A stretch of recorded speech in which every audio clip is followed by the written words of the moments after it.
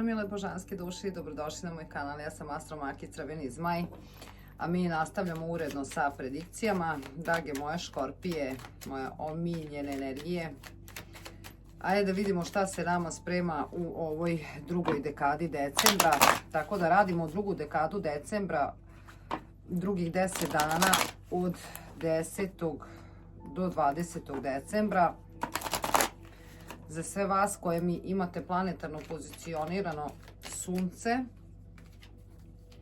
mesec, podznak, Veneru u znaku škorpije. Znači ovo je kolektivno otvaranje poruka, neće rezonovati sa svima, znači intuitivno što osjetite da je za vas uzmete, šta ne, to je za nekoga drugog. Ajde dragi moji škorpioni da vidimo šta to nas čeka u ovoj drugoj dekadi decembra.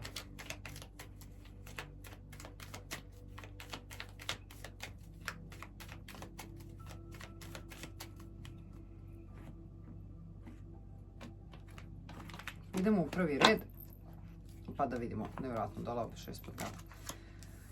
Vitez mačeva, mag, 8 kupa, 2 štapa, 7 mačeva.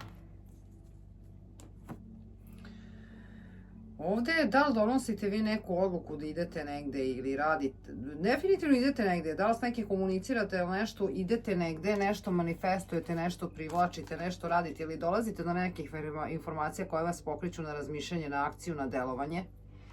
S ovih 8 kupa definitivno nešto ostavljate iza sebe.